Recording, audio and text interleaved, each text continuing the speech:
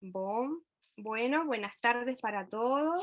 Es un honor para nosotros volver a estar con ustedes y reencontrarnos en este último conversatorio de la Red Latinoamericana de Genética Humana, RELAG, hablando de estos temas que nos interesan mucho. Y en esta ocasión tenemos participando a dos científicas brasileras que nos van a ilustrar sobre una enfermedad rara. Esta enfermedad la elegimos porque realmente hay muchas novedades en relación a los avances y a la transformación en la salud que pueden tener las personas que tienen atrofia muscular espinal. Como ustedes saben, la atrofia muscular espinal es una enfermedad genéticamente determinada que afecta a las neuronas motoras específicamente de la médula espinal y produce un cuadro clínico muy variado. En ese sentido, entonces, nosotros vamos a hablar de esa variabilidad clínica que presenta la atrofia muscular espinal y vamos a focalizar también en la importancia que tiene el diagnóstico y la terapia genómica que hoy es posible. En ese sentido, nos están acompañando en la mesa y les damos la bienvenida a la doctora Michelle Michelin Becker. Ella es de Porto Alegre, de Brasil, es neuropediatra, es la responsable de la Policlínica de Enfermedades Neuromusculares del Hospital de Clínicas de Porto Alegre, tiene una maestría y doctorado en la salud del niño y del adolescente también en Porto Alegre. Ella nos va a hablar específicamente sobre atrofia muscular espinal, aspectos clínicos, moleculares y terapéuticos. Así que dejamos a la palabra a la doctora Michelle. Adelante, Michelle, por favor. Muito obrigada. Eu estou muito feliz de estar aqui participando hoje dessa discussão de AME. Agradeço imensamente o convite, em especial a Ida e também a Mariela. Então, vou só pedir um minutinho para mim compartilhar minha tela.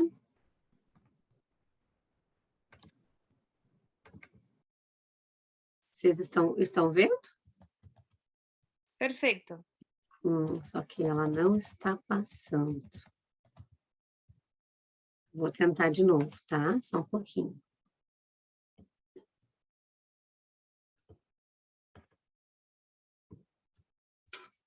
Agora sim, sempre tem que dar um susto inicial. De início, eu peço desculpas, né, porque eu vou falar em português, mas eu garanto para vocês que vai ser melhor assim. E prometo que vou tentar falar bem despacito. Então, a gente vai conversar um pouquinho sobre a AME. Aqui estão meus conflitos de interesse. E aqui a nossa agenda. Então, eu vou dar uma passada geral, né, na atrofia muscular espinhal. Vamos falar um pouquinho depois dos novos medicamentos e vou falar um pouquinho no final, então, da terapia gênica em AME. Então, como nós sabemos, né, a atrofia muscular espinhal ela é uma doença neuromuscular genética causada por uma mutação no gene chamado SMN1, que vai levar à falta de uma proteína chamada proteína de sobrevivência do neurônio motor. Embora essa proteína ela se expresse em todas as células do nosso corpo, por algum motivo que ainda não é bem compreendido, ela é extremamente importante no corno anterior da medula. Então, nessa doença, ocorre a morte dos neurônios no corno anterior. E isso faz com que todos aqueles impulsos nervosos que são gerados no córtex motor, né, que tem que ser transmitido pelo primeiro neurônio até o corno anterior da medula, e depois, né, iriam para o segundo neurônio, para a junção motora, ele não seja transmitido. Consequentemente, né, esses indivíduos afetados, eles vão evoluir com hipotonia, com fraqueza muscular progressiva e nas formas mais graves também com comprometimento bulbar e da função respiratória.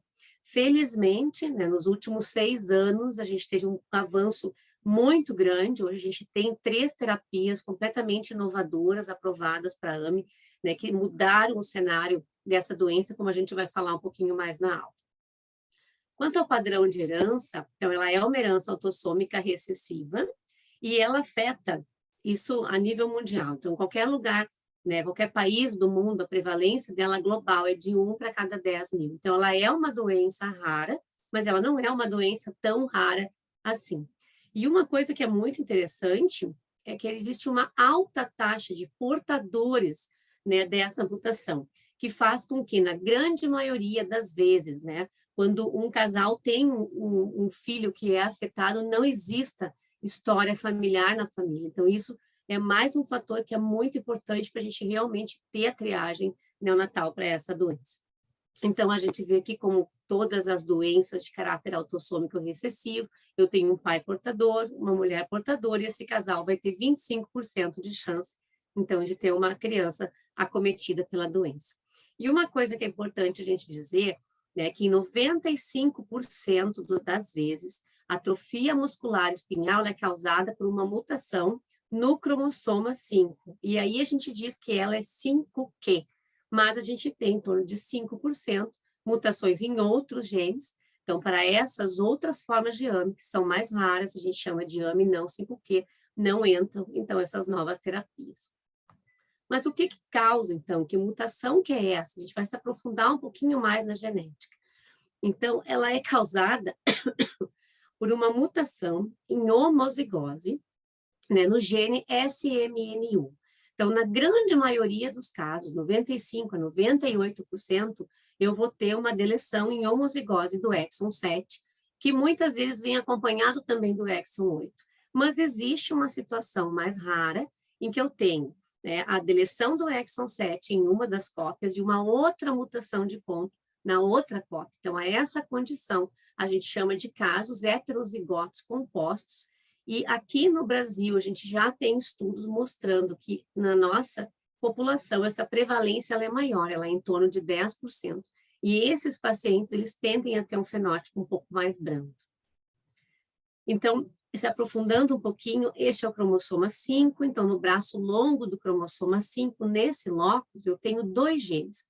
O gene SMN1, né, que é onde eu tenho a mutação causador da doença, mas é importante a gente lembrar, né, que próximo a ele, mais centromérico, eu tenho um outro gene muito semelhante ao SMN1, que chama-se SMN2, que eles são áreas parálogas do genoma. Então, esses 2 genes, eles vão ter muita semelhança, 98% do seu material genético ele é idêntico. Então, eles só vão ter 11 nucleotídeos diferentes. Mas exatamente um desses nucleotídeos é aqui, ó, na posição 840. Né? No SMN2, eu tenho a troca de uma citosina por uma timina. E isso faz com que, em 90% das minhas transcrições, eu tenha a produção de uma proteína SMN que é instável e uma proteína truncada, diferente do meu SMN1, né, que vai produzir 100% de proteína funcional. Então, isso é fácil da gente entender. E quando eu tenho um indivíduo que é afetado, ou seja, ele tem uma mutação em homozigose do gene SMN1, a única quantidade de proteína saudável que ele vai ter vai ser 10% produzida por cada cópia do gene SMN2. Então, consequentemente, quanto mais cópias do gene SMN2 o paciente afetado tiver, uma forma mais branda da doença. Então, a gente tem esse o principal estudo, incluiu um número de quase 3.000 pacientes com atrofia muscular espinhal, mostrando exatamente essa correlação do principal fator prognóstico conhecido até hoje, né, para a forma da doença na gravidade, que é o número de cópias de SMN2. Então, a gente vê que se o paciente tiver, né, uma cópia do gene SMN2, né, 100% das vezes ele vai desenvolver a forma mais grave, que é uma AME tipo 1. Na grande maioria das vezes, isso vai acontecer se ele tiver 2 cópias. Se ele tiver 4 ou mais cópias, vai ser uma forma mais branda, que é o AME tipo 3. Mas o grande problema que a gente tem é aqui, quando esse paciente ele tem 3 cópias, né, que esse prognóstico ele fica um pouco mais heterogêneo. Então, a maioria deles, né, desenvolvendo, né, um AME tipo 2, 57%, mas 37% um AME tipo 3. Mas é importante a gente dizer que essa correlação, ela não é exata.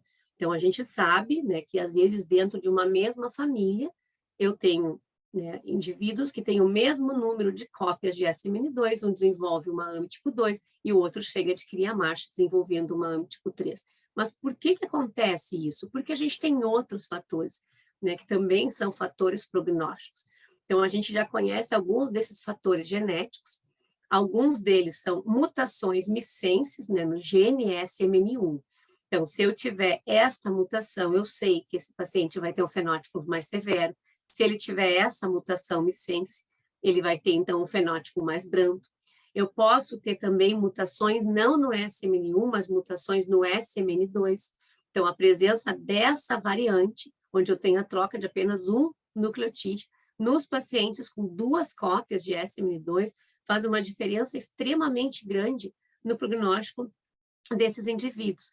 Né? A gente sabe que a presença dessa variante, ela faz com que aumente a expressão de proteína SMN funcional. Então, se o indivíduo com 2 cópias tiver essa variante em uma das cópias, ele vai desenvolver um quadro de AME tipo 2 mais forte. Quando eu falo um AME tipo 2 mais forte, geralmente são pacientes que chegam a adquirir a capacidade de ficar em pé ou até dar alguns passos com apoio. Mas se ele tiver essa variante nas 2 cópias, eles podem, né, chegar, então eles deambulam, então mostrando a importância que é a presença dessa variante. Só que a gente sabe que existem outros modificadores, muitas vezes também a nível molecular, que também vão ter um fator no prognóstico. Então, a gente já conhece, né, genes, modificadores, que não vão atuar na expressão do SMN, então não atuam no SMN1, nem no SMN2. Então, a gente sabe que esses 2 genes, né, esse aqui, né, a presença desse gene, ele aumenta, né, a expressão, né, e esse aqui reduz a expressão, né, da produção, tendo um efeito protetor, mas isso a nível de uma atuação na junção neuromuscular, então facilitando a endocitose. Mas existem ainda vários fatores, talvez outros fatores epigenéticos, que também ainda se estudam muito, mas que ainda não são conhecidos. Quanto à classificação da AME, então, existe uma classificação que é muito conhecida, que é a classificação, né, de acordo com a idade de início dos sintomas e com o marco motor máximo que esse indivíduo venha a adquirir. São 3 tipos principais, então, o tipo 1, o 2 e o 3, mas a gente tem 2 formas, que são os extremos, que são formas mais raras. Então, a tipo 0, que é extremamente grave, então a criança já tem a doença de início intraútero, ele tem insuficiência ventilatória ao nascimento, malformação cerebral, malformações cardíacas, às vezes a necrose de pele, e essas crianças vão a óbito já no primeiro mês de vida. Outra forma muito rara são as formas da AME tipo 4, que são pacientes que vão iniciar com sintomas na idade adulta, geralmente depois dos 30 anos, tendo uma fraqueza mais leve, poucas limitações na sua vida. Mas a gente vai concentrar aqui nessa classificação que é a principal. Então, na AME tipo 1, que infelizmente é a forma mais grave, né, e ela é a forma mais frequente, com quase 60% dos casos. O que define o paciente com AME tipo 1? Início dos sintomas nos primeiros 6 meses de vida, e são crianças que jamais vão adquirir a capacidade de sentar. Na AME tipo 2, o início entre os 6 e os 18 meses, crianças adquirem a capacidade de sentar, mas jamais vão adquirir a capacidade de deambular sem apoio. E no AME tipo 3, o início mais tardio, que a idade é muito variável, mas é depois dos 18 meses, que eles adquirem, então, a capacidade de deambular, embora possam vir a perder essa capacidade na evolução da doença. Mas é muito importante a gente frisar que essa classificação, ela serve para pacientes, quando a gente fala da história natural, só que não serve mais para os pacientes que estão sendo tratados, né? Então, porque a gente está conseguindo mudar o fenótipo dessas crianças. Então, quando a gente tem indivíduos que estão em tratamento para atrofia muscular espinhal, a gente costuma usar uma classificação mais funcional, que são, né, os indivíduos que não sentam, os indivíduos que sentam e os indivíduos que deambulam. Então, só para a gente, né, falar um pouquinho mais a fundo do quadro da AME tipo 1, né, a doença de Werner-Hoffmann, são crianças que vão nascer normais e, né, em média, em torno dos 2 meses, a família vai começar a notar a hipotonia, que as crianças se movimentam menos, né? O que chama atenção? A musculatura da face ela é preservada, não afeta o cognitivo, então são crianças muito atentas, né? Mas o que chama outra característica muito importante? Como eles têm, né, um comprometimento da musculatura intercostal, que é bem precoce, e poupa o diafragma, isso vai ser acometido bem mais tardiamente, eles têm esse padrão respiratório que chama atenção, que é uma respiração paradoxal. E o tórax, ele fica muito restrito, então o tórax em cima. Uma outra característica muito importante dessas crianças é que eles movimentam muito menos os membros inferiores em relação aos membros superiores. Então, a gente vê o bebê consegue erguer, manter o braço contra a gravidade, movimenta quase nada, né, as pernas. E um sinal diante de um lactente que é hipotônico, né, eu sempre tenho que pesquisar a presença de fasciculações de língua, sempre lembrando pesquisar mais na base do que na ponta, né, para a gente, às vezes, não fica tão fácil, porque a língua pode ter um tremor. E se a gente tiver, então, o fenótipo de um paciente com AME tipo 1 é um fenótipo muito fácil, a gente tem que saber reconhecer, e a gente bate o olho, a gente sabe que é uma atrofia muscular espinhal. Então, e quais são esses sinais que nos dizem isso? A respiração paradoxal, o tórax em sino, uma movimentação menor das pernas e a presença de fasciculação de língua, que pode não estar presente. A evolução dessas crianças ela é catastrófica. Então, quando inicia os sintomas, é um declínio extremamente rápido, né? E por volta dos 6 meses, eles vão precisar de suporte nutricional, por causa de disfunção bulbar, né? E vão evoluir com insuficiência ventilatória e morte, se a gente não der suporte ventilatório. A idade média é 8 a 10 meses disso acontecer, mas em praticamente todas as crianças vai ser antes dos 2 anos. Então, é uma doença realmente muito dramática. Na AME tipo 2, então, são bebês que geralmente vão chegar na gente porque a família nota que ele é mais hipotônico ou porque a criança estava se desenvolvendo relativamente bem até sentar. E ali ela parou. Então, ela não fica em pé, ela não caminha.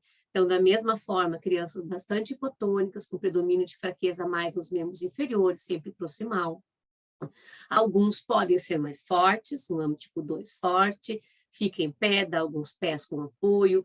Como essas crianças vão ter fraqueza da musculatura paravertebral, é extremamente frequente, praticamente 100% dessas crianças vão desenvolver, já na infância precoce, escoliose. Escoliose grave, ela se instala extremamente rápida. E um sinal que é, para nós, bastante característico, e assim como é a fasciculação, na AME tipo 1, a gente tem que lembrar de pesquisar esse sinal para as AMEs de início tardio. Então, AME tipo 2, tipo 3, que são a presença, então, desses tremores finos de extremidades, que são as polimioclonias. Pacientes com AME tipo 2, a doença ela é grave, eles vão vir a perder a deambulação com a evolução da doença, e só metade deles estarão vivos, então, por volta dos 40 anos. E a AME tipo 3? Então, são pacientes que deambulam, que vão ter o início da fraqueza numa idade muito variável, e nos passa essa sensação, olha, parece uma doença leve, né? Então, a gente vê essa criança, ela caminha relativamente bem, né? Agora, vejam a dificuldade que a mesma criança tem para se levantar do chão. Então, isso passa a ideia para nós de que a AME tipo 3 não é uma doença branda. Então, essas crianças também vão ter muitas limitações, né? Muitas dificuldades. Então, ela também é uma doença grave. Em média, um fator prognóstico para nós que é extremamente importante para esses pacientes, é a idade do início dos sintomas. Então, se a criança inicia com sintomas de fraqueza antes dos 3 anos, isso nos diz que ele é um AME 3, tipo 3A, que é a forma mais grave, né? E essas crianças geralmente vão perder a deambulação já na adolescência, né? Os outros é uma idade variável da perda da deambulação e a sobrevida deles é normal, mas também é uma doença grave bastante limitante. O diagnóstico, então, a gente faz pelo teste molecular, né? Sempre a gente vai optar por testes que são quantitativos, que vão me dizer o número de cópias de SMN1 normal, o número de cópias de SMN2, né? Então, se eu tiver ausência de cópias de SMN1 normal, eu confirmei atrofia muscular espinhal. E se eu tiver uma cópia fundamental, então a gente fazer o sequenciamento dessa cópia, para a gente ver se não vai ter, né, a presença de uma mutação de ponto, que corresponde àqueles 5% dos casos de heterozigose composta, também confirmando, né, o diagnóstico de atrofia muscular espinhal. Mas e se o paciente tiver 2 cópias? Bom, aí eu só vou suspeitar de que realmente seja AME, vou fazer o exame molecular se o quadro for muito característico e se os pais forem consanguíneos, né? Daí a gente deve, então, fazer o sequenciamento, mas é muito pequena a chance, geralmente, essas crianças vão ter uma outra doença neuromuscular. Quando a gente fala, né, do manejo dessas crianças, a gente tem que lembrar que a AME, ela é uma doença multissistêmica. Essas crianças vão ter muitas comorbidades e vão precisar de um cuidado intensivo, né? Então, eles vão precisar de reabilitação motora, né, vários dias por semana, vão precisar de fisioterapia respiratória todos os dias da semana, quando são casos mais graves, como o AME tipo 1. Eles vão precisar tratamento para saúde óssea, eles vão precisar uso de coletes, eles vão precisar cirurgia de escoliose, eles vão precisar de suporte nutricional. Ou seja, então, assim, a gente precisa ter, né, toda uma equipe multidisciplinar, e geralmente existe um coordenador, que vai ser geralmente um neurologista especializado, né, em doença neuromuscular, mas isso varia muito. Então, se eu estou numa região onde, por exemplo, quem trabalha com a parte de neuromuscular, então eu conheço lugares em que até o médico pediatra, então se ele tem experiência, se ele sabe esse manejo, ele pode sim gerenciar. Mas é extremamente importante a gente lembrar que este manejo multidisciplinar, ele aumentou muito a sobrevida das crianças, a qualidade de vida também. E a medicação, né, que mudou a história de vida dessas crianças, né, de 6 anos para cá, ela é mais um item, tá? Então, o tratamento medicamentoso, ele não substitui o tratamento multidisciplinar. A gente não vai ter a mesma resposta se essa criança não fizer toda essa parte do manejo. Quando a gente fala, então, dos possíveis alvos terapêuticos, né? Então, eu gosto de mostrar essa imagem, a gente já tem 3 terapias aprovadas. Uma é a terapia genética, né? Cujo alvo vai ser o gene SMN1. Então, eu vou dar, né, levar até os motoneurônios uma cópia, né, nova do gene SMN1. O meu alvo, ele pode ser o gene SMN2, eu vou tentar aumentar a produção de proteína SMN normal. Então, esses medicamentos, eles são modificadores de splicing. Então, e aqui entram as pequenas moléculas, que é o risdiplam, e aqui entra, né, os oligonucleotídeos antissenses, que é a nusinercena. A gente tem, né, estudos com neuroproteção, com o Lexosine, que, infelizmente, né, esses estudos não mostraram até agora resultados promissores, mas a gente tem também estudos que tentando, né, outros mecanismos de ação, como, por exemplo, tentar aumentar, né, o tamanho da fibra muscular, então a gente usando inibidores da miostatina. Então, esses estudos, eles estão, né, em fase 2, sempre tratamentos combinados, né, seria para ser um tratamento coadjuvante, e estão mostrando resultados promissores. E aqui não tem, mas futuramente já, se pensando principalmente na exame de início tardio, a questão da fadiga, também com terapias na placa neuromuscular. Medicamentos aprovados. Então, a gente tem até o momento, né, aprovados pelo FDA, pela EMA, aqui no Brasil e na grande maioria, né, dos países. Então, o primeiro deles foi a nusinercena, então, aprovado pelo FDA em 2016 no Brasil e em 2017. Então, como a gente viu, ele é um oligonucleotídeo que modifica o splicing do SMN2. Então, como é que ele é administrado? Então, ele é administrado por aplicações intratecais. Então, a gente tem 4 doses, que são doses de carga, durante o período de 2 meses. E depois o paciente fica fazendo, né, para o resto da vida, 3 doses ao ano, ou seja, uma dose a cada 4 meses. Para quem que ele é aprovado? Então, é a indicação de bula para todos os pacientes, né, com atrofia muscular espinhal. No nosso país, e isso muda de país para país, né, ele está disponível para os pacientes com AME tipo 1 e AME tipo 2. A terapia gênica, então, aprovada no FDA em 2019, no Brasil em 2020. Então, o que que ela é? Então, ela usa um vetor, né, de adenovírus associado para levar uma cópia do gene SMN1. Então, ele é endovenoso, dose única, né? Ele não, aqui no Brasil, a gente não tem disponível no sistema público de saúde, e ele está indicado, a gente vai falar mais adiante, mas para as crianças com atrofia muscular espinhal até 2 anos, né? Até completar 2 anos de idade. E o risdiplam, então, aprovados pelo FDA aqui no Brasil em 2020, então, são pequenas moléculas que vão modificar o splicing do SMN2, esse é o uso oral, então o paciente vai tomar uma vez ao dia todos os dias. No Brasil, né, no FDA já caiu para todos os tipos de AME, mas ainda aqui no Brasil é a partir dos 2 meses de idade. Então, isso também varia de país para país, e está também em incorporação. Logo, os pacientes aqui vão acabar recebendo para AME tipo 1 e tipo 2. O que é muito importante quando a gente fala de tratamento? Até o momento, a gente não tem estudos que são estudos head-to-head, ou seja, que seja uma comparação direta. O que a gente sabe? Que as 3 terapias, elas são eficazes, que as 3 terapias, elas são seguras, e nós não temos nenhuma evidência de que um tratamento seja superior ao outro tratamento. Terapia combinada, então a gente usar mais de uma terapia ao mesmo tempo. Também não temos evidência até o momento que justifiquem, então, a gente combinar a terapia. Então, tem alguns estudos clínicos que devem, né, nos dar essa resposta num futuro breve, alguns relatos de série de casos na literatura, muitos espaços mostrando que não há benefício com a combinação. E uma coisa muito importante, né, que nenhum deles é cura, né? A maioria dos pacientes vão seguir tendo, né, algumas comorbidades da doença e precisando de atendimento multidisciplinar. Uma coisa extremamente importante, quando a gente fala de atrofia muscular espinhal, é urgência. E a gente fala de urgência, principalmente nos pacientes com AME tipo 1. Por que isso? Porque a gente já tem vários estudos, né, nos dando embasamento dessa urgência, a gente vê isso no nosso dia a dia, na nossa prática clínica. Primeiro, a gente já tem estudos que mostram, né, estudos neurofisiológicos com recém-nascidos, né, que nos primeiros 3 meses, o número de unidades motoras das crianças com AME tipo 1, ele já cai muito.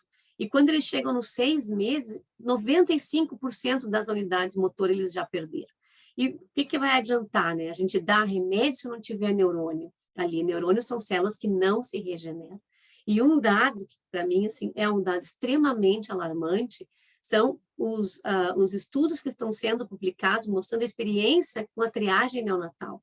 Então, a gente tem publicado a experiência na Itália, mostrando que 40% desses bebês, né, mesmo assim sendo triados já para iniciar o tratamento aos 14 dias de vida, eles já são sintomáticos. E também o estudo da Alemanha, mostrando que metade desses pacientes triados, né, por screening neonatal já tem sintomas da doença. E a gente sabe, né, então, que se a gente iniciar o tratamento em crianças que já têm sintomas, essa criança não vai evoluir da mesma forma, ele vai adquirir, né, os marcos mais lentamente. Então, é urgência do início do tratamento e talvez, né, a gente tenha que se questionar no futuro qual é a nossa janela terapêutica ideal, né? Porque atualmente, qual é a nossa janela terapêutica ideal? Pré-sintomático. Só que a gente não está conseguindo pegar essas crianças. Então, triagem neonatal não é sinônimo de tratamento pré-sintomático, essa é a primeira coisa. E talvez no futuro, quem sabe, até tratar essas crianças intra-útero. Aqui eu mostro para vocês, então, essa mudança, né, de paradigma que a gente tem podendo oferecer essas terapias modificadoras para esses pacientes na janela terapêutica que seria ideal. Então, essa família tem esse filho, né, que tem 3 anos, ele tem atrofia muscular espinhal tipo 1, e a mãe chegou para nós, né, ele chegou para nós para aplicar um Spinraza, e a mãe estava gestante. Então, assim que a criança nasceu, então foi coletado o teste, né, a molecular, que confirmou que a menina tinha atrofia muscular, tinha 2 cópias, ou seja, né, a maior grande chance de vir a ser uma AME tipo 2 como o irmão. E ela iniciou o tratamento aos 19 dias de vida, ela, assim, completamente assintomática, e a gente vê, né, a diferença. Então, é uma mudança de paradigma na atrofia muscular espinhal, né, com os tratamentos na janela ideal. Então, a criança que está agora com 8 meses, ela faz tratamento com a nusinercena, né, completamente assintomática. Bom, eu vou falar um pouquinho, então, da terapia gênica. Mas o que é a terapia gênica? Então, a terapia gênica, eu vou usar um vetor viral, né? Eu vou tirar o DNA desse vírus e eu vou fazer um transgene. E esse transgene é uma cópia do gene SMN1 normal. Então, eu uso o vírus, né? No caso aqui, é usado um adenovírus associado, ele é um vírus que não causa doença nos seres humanos, né? E por que o AAV9? Porque o serotipo 9? Porque ele cruza a barreira hematoencefálica, ele tem um tropismo pelas células neuronais. Então, o AV9 ele vai ser o veículo que vai levar esse transgene até os neurônios. Uma outra informação muito importante é que esse transgene ele vai formar um exoma. Então, ele forma um DNA circular que não se agrega. Então, ele vai ficar no núcleo, mas ele não vai se agregar ao DNA, então, não tendo esse risco, né, de mutagênese. Então, dentre as terapias, a gente costuma dizer que ela é a única que vai tratar a causa raiz, porque ela age no SMN1, né, levando, então, a cópia funcional. Aqui eu vou mostrar brevemente para vocês o programa de desenvolvimento. O primeiro estudo ele foi o estudo START, né, que pegou bebês com AME tipo 1, sintomáticos, foram 5 bebês. Ele é considerado estudo fase 1, mas também fase 2, porque também foi avaliado um pouco de eficácia. E eu vou falar um pouquinho mais para vocês desse estudo. Depois de fase 3, a gente tem o STRIVE-US e o STRIVE-EU. O STRIVE-US feito nos Estados Unidos, o STRIVE-EU feito na Europa. Pacientes que são pacientes já com AME tipo 1, sintomáticos, né? 18 meses de acompanhamento, receberam até os 6 meses. O SPRINT, que é, né, o estudo que mostra os resultados realmente mais modificadores, mais impressionantes, que é o uso da terapia gênica em bebês pré-sintomáticos. E o SMART, esses todos já terminaram, e o SMART está em andamento, que vai avaliar, então, a eficácia, né, e a segurança da terapia gênica em pacientes, né, que tenham até 17 anos, mas com peso entre 8,5 e 21 quilos. E todos os outros estudos são estudos de segmento, o objetivo é acompanhar essas crianças até os 15 anos. Então, para quem que a terapia gênica ela está indicada? Né? Então, ela é uma terapia endovenosa, dose única, a gente diria que esse é o grande diferencial, né? Então, a criança aplica, infunde em 1 hora. Então, ele está aplicada para quem? Para pacientes pediátricos abaixo de 2 anos, então, que tenham, né, as mutações bialélicas no SMN1 e o diagnóstico de AME tipo 1, ou que tenham até 3 cópias. Mas um dado muito importante é que os dados de trials, né, dos estudos clínicos, eles foram feitos com crianças até 6 meses de idade e até 8,5 quilos. Né? Mas por que foi aprovado, então, até os 2 anos? Né? Isso baseado em relatos, né, apresentados em congressos. Então, quando a gente vai indicar a terapia gênica, é muito importante que a gente converse isso com a família. Então, se a criança não tiver até 6 meses, se ela não tiver até 8,5 kg, a gente tem poucos dados de eficácia, nós temos poucos dados de segurança, e isso tem que ser conversado. Bom, daí a gente pensa, ela é só uma dose única, é muito simples. A aplicação, ela é muito simples, mas uma outra coisa que a gente tem que conversar muito bem com a família é que essa criança vai ter que ficar com controle rigoroso, né? Então, a gente tem indicação, primeiro, de fazer exames pré-aplicação, que vão me dizer se essa criança ela pode receber a terapia gênica. O primeiro critério é ter uma titulação de anticorpos contra o AAV9 abaixo de 1 para 50. Se vier alta, a gente pode repetir, né, depois de umas 2 semanas, mais uma vez. Ela tem que ter função hepática normal, função renal normal, hemograma normal e troponina normal. Se ela tiver isso aqui normal, se ela tiver então, abaixo de 2 anos, então ela pode fazer a aplicação. Só que depois a gente tem que ter um cuidado extremamente grande e a gente tem que ter, então, uma boa adesão. Eu tenho que ter certeza que a família vai vir, vai coletar os exames. Isso é muito importante, porque ela pode ter efeitos adversos graves, né? Embora ela seja uma medicação segura, a gente tem que ter essa atenção. Né? Então, a gente vai fazer exame de função hepática, contagem de plaquetas, troponina. Então, no primeiro mês, a criança tem que fazer semanalmente. Se mantiver o corticoide, vai ficar fazendo semanalmente. Se a gente conseguir reduzir o corticoide, faz semanalmente durante a mudança do corticoide e depois quinzenal por mais um mês. Então, a família tem que saber isso, eu tenho que confiar que a família vai fazer.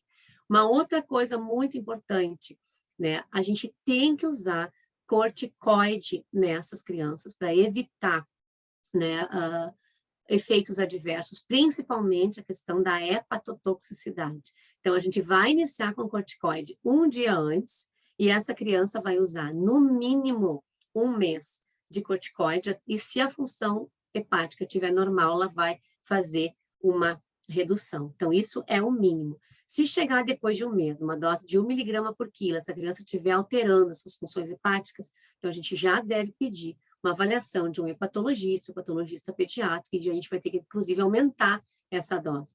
Então, existem já estudos, né? Esse estudo eu acho muito interessante, porque ele é um estudo recente, que fez uma compilação, né, de crianças, de um número bastante grande, 325 crianças, que foram submetidas à terapia gênica, sejam de trial, seja de uso compassível, pós-comercialização. Então, o que eles viram? Né, que o tempo médio de uso de corticoide ele foi de 2 a 4 meses. Então, isso a gente tem que conversar com as famílias. Não é só fazer uma aplicação endovenosa de 1 hora. Né? Então, tem que fazer os exames, e a criança tem esse período que ela vai usar o corticoide, que ela vai ficar imunossupressa, mas vejam que a gente tem crianças que estão quase 7 meses fazendo uso de corticoide, então isso é uma coisa importante. Para me finalizar, eu só vou mostrar para vocês brevemente a comparação de 2 estudos estão com a terapia gênica. Primeiro eu vou mostrar o START, né? Vocês podem perguntar, puxa, mas ela vai mostrar o fase 1, né? Por que eu vou mostrar o START? Porque o START é o estudo que tem o maior tempo de seguimento. Então, essas crianças já têm 5 anos de seguimento, e uma das grandes preocupações que a gente tem com a terapia gênica é quanto à duração. A gente não tem certeza. Será que a terapia ela vai durar para toda a vida, né? Se tiver que fazer mais uma vez, a gente vai ter complicação, porque talvez já tenha anticorpos. Então, esse estudo já acompanhou as crianças por 5 anos. Então, nesse estudo de segmento de 15, eles conseguiram acompanhar 10 crianças. Importante a gente dizer que a idade média da terapia gênica dessas crianças com AME tipo 1 sintomático foi 3 meses, tá? Então, o que a gente vê? Que com 5 anos, né, a gente tem 2 crianças caminhando, a gente tem 2 crianças ficando em pé com apoio, e a gente tem todas as outras 6 sentando.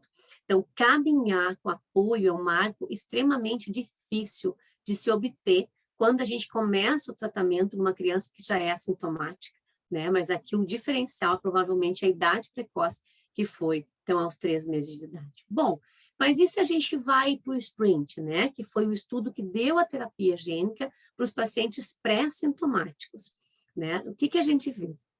Aqui, a idade média de início da dose era 20 dias.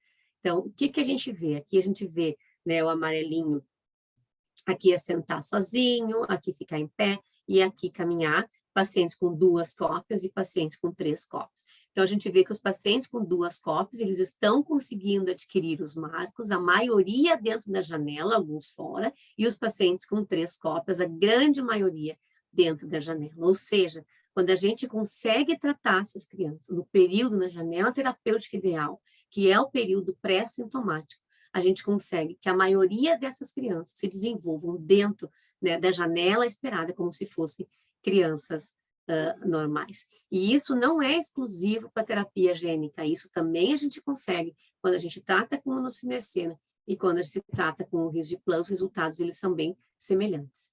Por fim, só falando, né, dos efeitos adversos, então, quando a gente fala de terapia gênica, a gente tem que ter uma conversa franca com a família, a gente pode ter efeitos graves. Então, recentemente, a gente teve a modificação da bula devido a 2 óbitos por hepatite fulminante, né, botando, né, mais seguido o resultado dos exames, mas, assim, de uma forma geral, né, claro, 2 óbitos em 3.000 crianças tratadas. Então, ela é considerada uma medicação segura, mas ela tem, né, a gente sabe que o AV9 ele tem tropismo pelo sistema nervoso central, mas ele também tem pelos hepatócitos, também tem pelas células miocárdicas. Então, a gente tem que monitorizar essas crianças.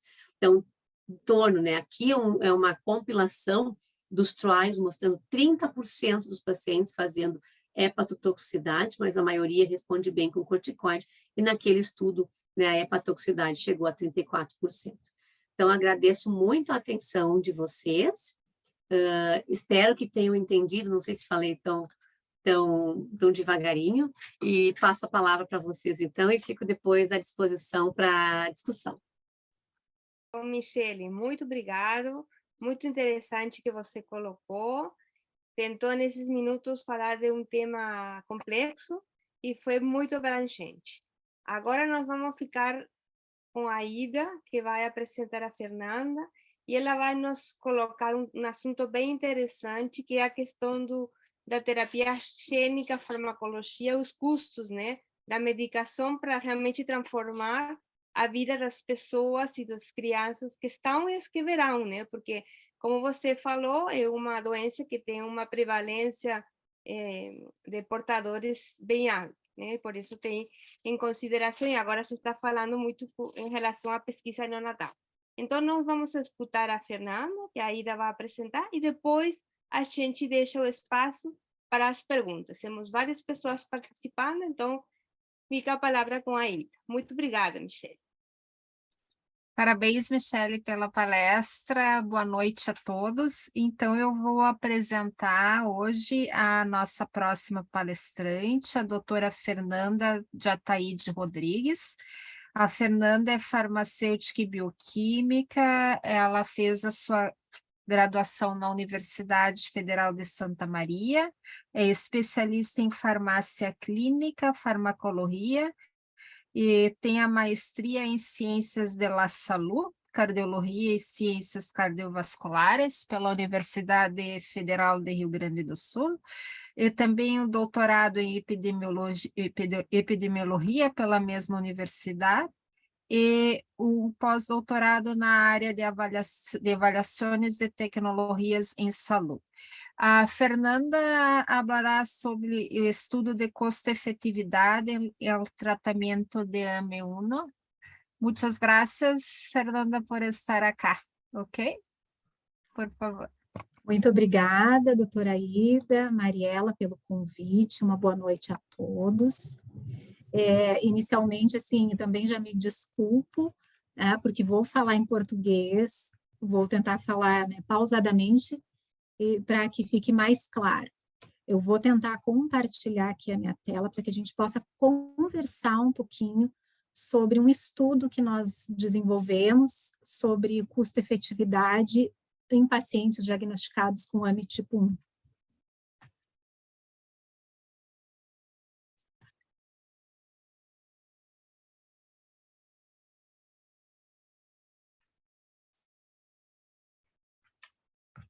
Só um minutinho que a apresentação não está aparecendo aqui.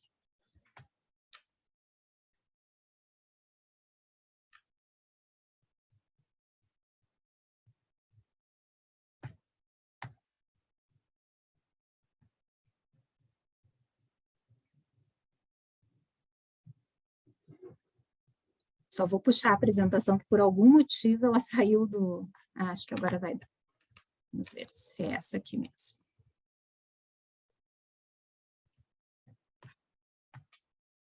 Está aparecendo para vocês? Está, pero não no modo de apresentar, agora sim. Bom, então eu vou trazer uma experiência, tá, de uma equipe que está trabalhando já há alguns meses, é uma experiência brasileira, de um estudo de custo-efetividade do onazenogeno abeparvovec, que é o Zolgensma, a terapia gênica, que a doutora Michelle falou, em pacientes diagnosticados com atrofia muscular espinhal tipo 1. Tá? A nossa equipe é composta por mim e por mais 4 colegas e 2 professores que nos coorientam nessa parte mais do custo-efetividade. Só tirar uma...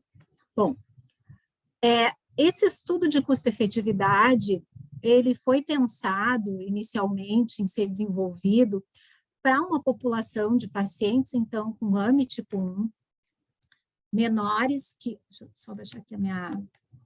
Menores de 2 anos de idade e sem necessidade de ventilação mecânica permanente, conforme está na bula do Zolgensma. E nós, de acordo com o que a doutora Michelle falou, e só para contextualizar, previamente a esse estudo nós desenvolvemos e fizemos uma revisão sistemática com meta-análise, tentando agregar esses estudos que testaram o Zolgensma, essa terapia gênica, e entendemos que, mais do que nunca, seria importante usar como comparador desse estudo as outras 2 terapias que estão disponíveis. Bem, por que, né, desse estudo, que eu acho importante, assim, contextualizar um pouquinho essa questão de avaliar as tecnologias em saúde. O Zolgensma, por ser uma terapia gênica, ele tem um custo elevadíssimo para tratamento. Embora ele seja, a princípio, né, de uma única dose, ele foi, e até pouco tempo, e ainda é, muitas vezes, citado como o medicamento mais caro do mundo. Nós tivemos, eu não lembro bem, mas foi no fim, acho, de 2020, uma solicitação da empresa, né, para a Anvisa de precificação, e na época a Anvisa precificou a dose, né, do Zolgensma em aproximadamente R$2.800.000. A empresa contestou esse valor, né, passou por reavaliações, e ele foi, então, reprecificado, né, para venda, para em torno de 7 milhões e meio, em torno disso. Tá? E aí nós temos no Brasil, né, um sistema único de saúde, que ele, na verdade, atende a população residente no país, no qual a oferta desses medicamentos vem sendo cada vez mais solicitada e demandada para que seja ofertado gratuitamente para a população. Só que, como nós sabemos que quando se pensa em saúde, nós temos uma limitação, nós não podemos dar tudo para todos, infelizmente, os nossos recursos são finitos, então nós tentamos sempre pensar da forma mais racional. Como eu trabalho com avaliação de tecnologias em saúde, nós sabemos que a avaliação de tecnologias em saúde, ela vem, então, cada vez mais, tentando mostrar realmente todos os custos associados aos benefícios clínicos das tecnologias, para que a gente possa perceber e tomar as decisões de forma mais correta possível. Então, nós desenvolvemos esse estudo, como eu disse, né, para avaliar o onazenogeno abeparvovec, eu vou chamá-lo de Zolgensma para ficar mais fácil, e tentamos usar como comparadores o nusinercena e o risdiplam. E já de início eu digo que foi bastante desafiador e ainda está sendo, porque nós continuamos simulando cenários em novas análises, porque, infelizmente, ainda nós não temos um estudo que compare diretamente essas 3 tecnologias. Bom, quando nós foi construído, então, um modelo de Markov, no Triage Pro 2022, que, para quem não conhece, é uma ferramenta na qual a gente consegue desenvolver estudos de farmacoeconomia, né, desenvolver estudos de custo-efetividade, e nós entendemos, aí nós escolhemos usar um horizonte de tempo, de vida toda, muito por quê? Porque nós temos diretrizes do Ministério da Saúde no Brasil que recomendam nessas diretrizes que todas as doenças crônicas, de longo prazo, que seja utilizado esse horizonte temporal. A medida de efetividade, nós tentamos usar os QALYs, né, anos de vida ajustados pela qualidade de vida. Como custos desse modelo, nós levantamos os custos médicos diretos relacionados ao tratamento, utilizamos, né, por enquanto ele está na moeda do país, do Brasil real, mas a nossa ideia em breve é colocar em dólares para que fique uma moeda internacional, e aplicamos uma taxa de desconto anual, conforme recomendado pelas diretrizes de avaliação econômica, de 5%. Então, esses pressupostos, né, nós utilizamos para a construção dessa avaliação de custo-efetividade. Aqui é só um exemplo, tá, de tabelas que nós tivemos que buscar, de custos. Então, nós fomos buscar dados dentro do DataSUS, dentro dos dados de SIGPAP do Ministério da Saúde. Nós tivemos que calcular, né, uma das coisas que nós tivemos que fazer O Zolgensma, como a doutora Michele falou, ele é uma terapia de aplicação única, mas já o Spinraza, o Nusinercena, não. Nós temos que dar doses de ataque e posteriormente doses de manutenção. O Risdiplam, por ser uma terapia oral diária, é peso dependente, então nós também tivemos que calcular ano a ano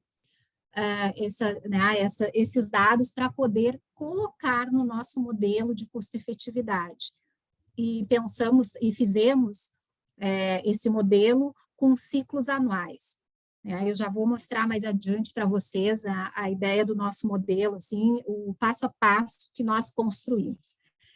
De antemão, eu já digo a todos que quando nós fazemos modelos para estimar custo-efetividade, o próprio nome diz, né? É um modelo, nós estamos estimando. Então, é o que se tenta fazer mais próximo da realidade. Mas, claro que nós temos questões de sujeitas a fragilidades e a erros que a gente tenta minimizar nas análises que são feitas durante essa construção. Então, tem uma série de custos que a gente levantou, para os custos que a gente imputou no modelo, nós utilizamos dados de um estudo que foi desenvolvido em Porto Alegre, no Hospital de Clínicas, com pacientes tipo AME. Nós utilizamos dados de inúmeros outros locais, como eu tinha falado para vocês. Eu não vou... Só um pouquinho que está voltando aqui. Essas fontes de dados que nós usamos de custos, tá? E para imputar, então, dentro do modelo. Nós usamos, então, esse modelo de estados transicionais de Markov, que foi, então, desenvolvido, como eu disse, no TRIAGE, e nós construímos ele com a mesma lógica de um modelo já validado do ICER, que é do Institute for Clinical and Economic Review, que havia feito previamente já uma avaliação do Spinraza e do Zolgensma para a atrofia muscular espinhal.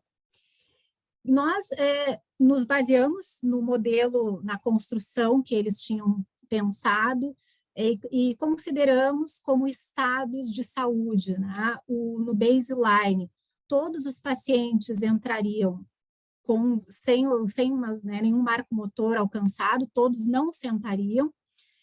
Depois nós temos um segmento de curto prazo, no primeiro e no segundo ano, no qual esse modelo nós alimentamos com dados dos estudos e daquelas fontes todas que que eu comentei ali com vocês, no primeiro e no segundo ano, onde esses pacientes, com os dados que nós levantamos destes estudos prévios, nós conseguimos, então, fazer com que esses pacientes, em um ano, pudessem evoluir de um estado de não sentar para sentar, caminhar, ou alguns deles podem ter ido para ventilação mecânica ou até mesmo para óbito. Então, no primeiro e no segundo ano, nós usamos realmente os dados dos estudos. E depois nós fizemos uma extrapolação de um segmento de longo prazo, onde esses pacientes, então, seriam estimado o que aconteceria com eles ao longo da vida. Os ciclos foram anuais, tá? Com correção de meio ciclo, que são premissas de estudos de Markov. O onazenogeno, os pressupostos que nós consideramos, então, o Zolgensma é um medicamento com dose de efeito vitalício a princípio, tá? Até que surjam estudos que possam vir a reconsiderar isso.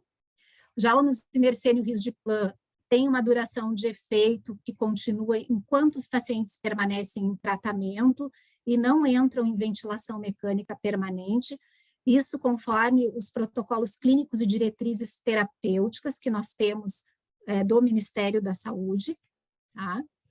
E nós determinamos, como eu disse, que todos os pacientes iniciam no estado não sentar, e temos, então, aquela ordem de estados que é de não sentar, podendo evoluir ou para morte, ou para permanecer no não sentar, ou sentar, ou morte, caminhar ou morte, ou ventilação mecânica ou morte, que é aquele desenho que eu mostrei. Os pacientes só evoluem, nós consideramos, o nosso pressuposto é que eles evoluíam entre os estados até 2 anos, mas sem regredir para o estado anterior. Por que nós adotamos esse pressuposto? Porque nós utilizamos como base para esses dados o estudo START, que a doutora Michele apresentou, e até 2 anos nós tínhamos os melhores dados para alimentar o modelo, tá? Para imputar. Nós tentamos inicialmente usar o Strive-US e o outro Strive e o START, porém eles avaliam de uma forma diferente, né, os marcos motores, e tem avaliações de desfechos que não são semelhantes. A gente teve uma dificuldade de unir esses 3 estudos. Então nós optamos por manter o START, que também foi utilizado por aquele modelo validado que nós utilizamos como padrão.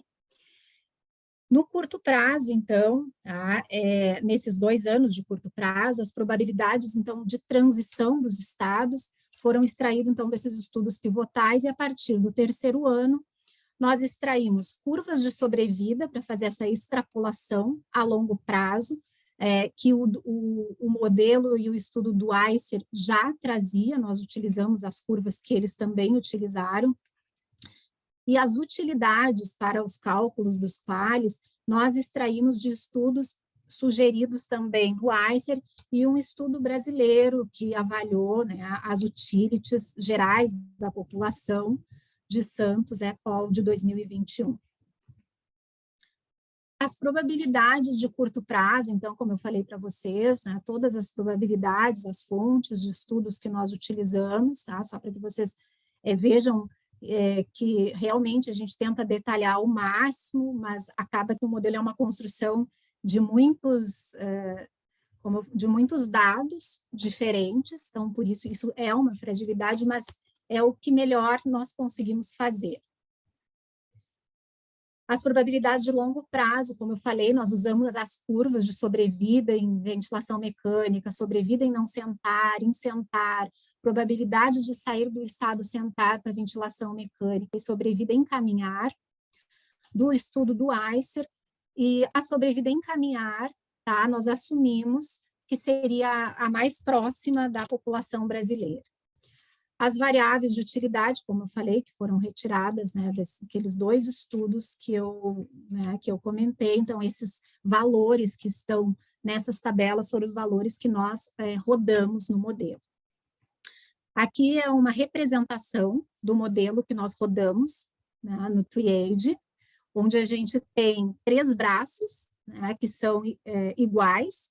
O que muda realmente é o tratamento. Nós temos o braço de pacientes que recebem Zolgensma, o braço de pacientes que recebem Nusinercena e o braço de paciente que recebe Risdiplam.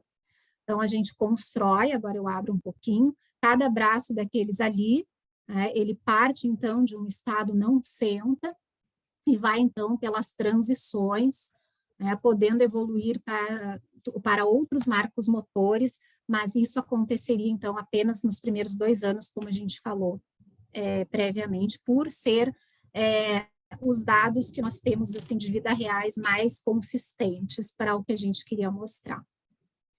Então, assim, para cada braço, para cada estado, nós temos o estado não senta, nós temos uma árvore, né? Para o senta, outra, caminha, ventilação mecânica permanente e morte, nós temos, né, escolhas, né, ali alimentar no modelo. E isso se repete, tá, para os 2 braços de baixo, como eu falei, Risdiplam e Nusinercena. Bom, depois que nós rodamos, o que nós encontramos de resultados, tá? É importante lembrar que isso aqui, eu vou mostrar para vocês o caso base, o modelo padrão, que nós rodamos de lifetime. Vocês podem se questionar e me questionar, poxa, mas lifetime é a vida toda, né? A gente não tem nenhuma garantia que esses pacientes vão viver tanto tempo. Mas é como eu falei, né? É o que é preconizado e posteriormente, só que para vocês saibam, nós estamos desenvolvendo análises de menos tempo, análises com lifetimes de 5 anos, de 10 anos, de 15 anos. Nesse horizonte de lifetime, a gente considerou a tábua de vida da população brasileira, tá? Que seria 77 anos. E por que essa escolha também? Porque o onazenogeno abeparvovec, quando ele entrou no mercado, ele entrou com a proposta de ser uma terapia curativa, né? E, na verdade, não é isso até o momento que os estudos estão mostrando para nós. E, inclusive, isso é uma discussão pela questão do preço, porque ele está precificado como uma terapia que cura. Ele tem resultados? Tem, mas ele não está sendo hoje uma terapia, né, totalmente curativa. Então, isso também nos fez tentar imaginar o que aconteceria se ele realmente, né, viesse com essa proposta de cura em relação se essas crianças conseguissem evoluir. Bom, das 3 tecnologias que nós avaliamos em paralelo, o que a gente vê? Que o nusinersen né, ele foi um medicamento com um custo menor e que também teve uma efetividade menor, e por isso nem aparece ali, né, o custo incremental dele. Nós vemos que nesse lifetime, né, da Tábua de Vida Brasil, que a extrapolação seria de 76, 77 anos, nós teríamos ali um Zolgensma, o onazenogeno abeparvovec, com uma razão de custo-efetividade incremental em relação ao nusinersen, de 742 mil por quali, aproximadamente, tá? 742 mil reais por quali. Então, na verdade, esse resultado me diz o quê?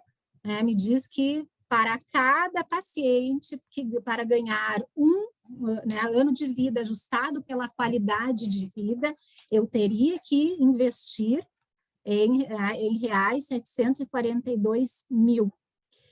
Já o Risdiplam nos mostrou uma razão de custo-efetividade incremental bem mais alta, inclusive mais alta que o onazenogeno abeparvovec, e isso a gente entende que está muito vinculado à questão de peso dependente, né, do medicamento.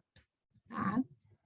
E a gente vê já ali nessa tabela que a efetividade, ela realmente se mostrou maior, bem maior, né, quando nós estamos falando da terapia gênica, do Zolgensma, e com uma efetividade, e o custo, ele também é maior, mas por ter essa efetividade maior, ele faz com que realmente, né, haja esse olhar para essa terapia. Esse gráfico é a tabela no gráfico, simplesmente, mostrando exatamente a mesma coisa que no horizonte, que no horizonte, né, ao longo do tempo, o onazenogeno aqui ele mostra ter um custo maior, mas ele tem uma efetividade bem maior que o nusinersen e o Risdiplam. Aqui nós temos um resultado que foram uma análise de sensibilidade, que após a gente correr o modelo de custo-efetividade são feitas, justamente para a gente entender o que pode estar fazendo com que esse modelo possa ter fragilidade nos resultados, o que pode estar impactando na robustez desse modelo. A gente rodou, então, uma análise univariada, e o que a gente vê? Justamente, né, o que mais impacta é o número de ciclos a serem acompanhados, né, em anos. Então, por isso que eu comentei que a gente está fazendo outros cenários de reduzir ciclos de 5, de 10 anos, para ver como que se comporta isso. Porque, lembrando, como nós temos aqui um efeito que ele vai se diluir ao longo do tempo, do Zolgensma, no sentido que seria uma dose única, então, mesmo que tenha um custo elevado, isso se dilui ao longo da vida desses pacientes, diferente do nusinersen e do Risdiplam, que são terapias que continuam, enquanto o paciente não vai para uma ventilação mecânica permanente, ele vai continuar, a princípio, utilizando. E, na sequência, né, o que mais impacta são essas 2 barrinhas de cima, como eu mostrei, a segunda é o preço mesmo do onazenogeno, né, abeparvovec. E aí, como é que a gente vê isso, tá? Para quem não conhece, a gente varia, né, no programa. Aqui a gente variou os números de ciclos, que seriam os anos, né, de acompanhamento, de 5 para 77, a gente viu que teve um impacto muito grande.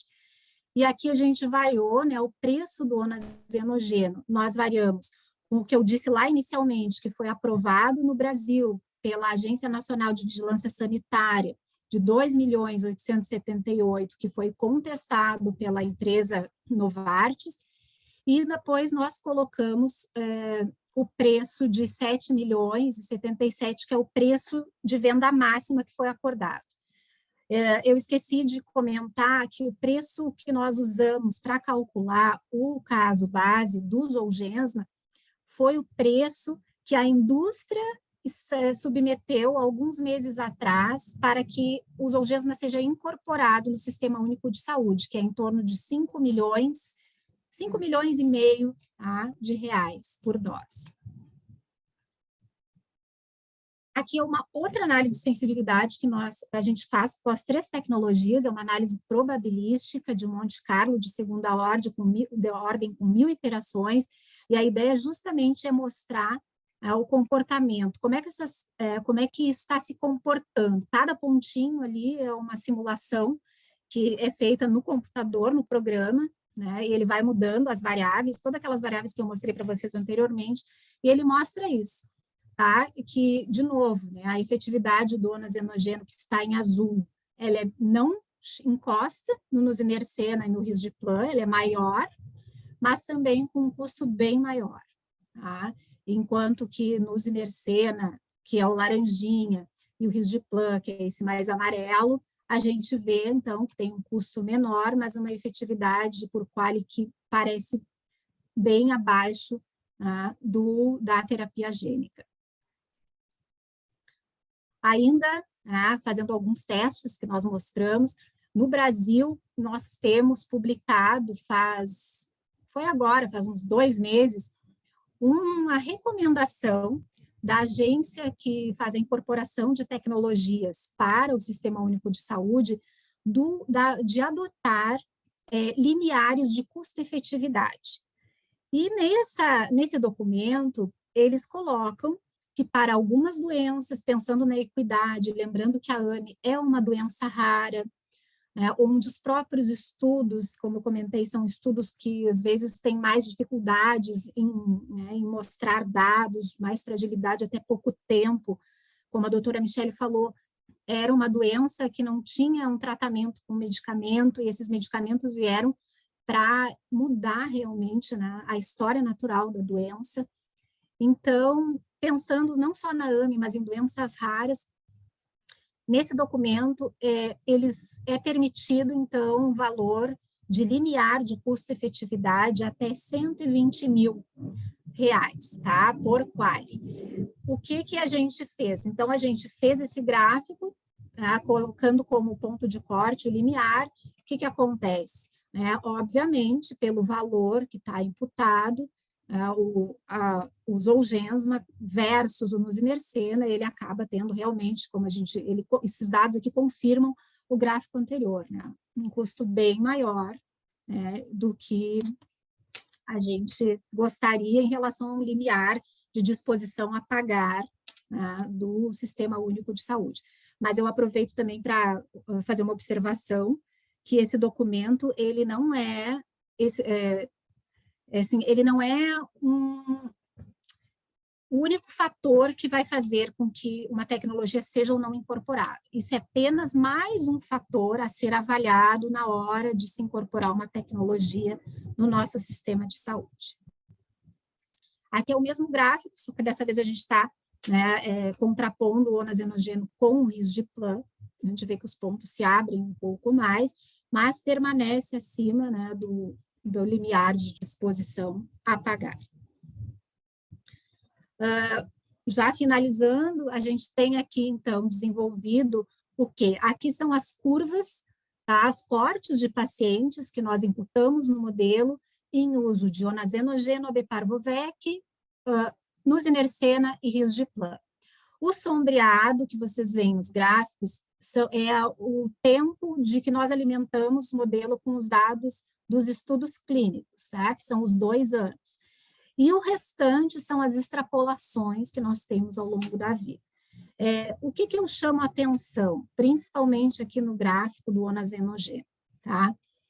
Entre os estudos que nós temos publicados do risdiplam, do nusinercena e do onazenogeno abeparvovec para 24 meses, apenas pacientes que receberam onazenogeno abeparvovec atingiram o marco motor de caminhar, tá? Nos estudos de 24 meses do risdiplam e do nusinersen, os pacientes sentaram, mas eles não atingiram esse marco motor de caminhar. Então, que é isso, por isso que a gente consegue ver, assim, que tem uma tendência, né, melhor de probabilidade nos pacientes aqui com nasenogênio, nos marcos motores.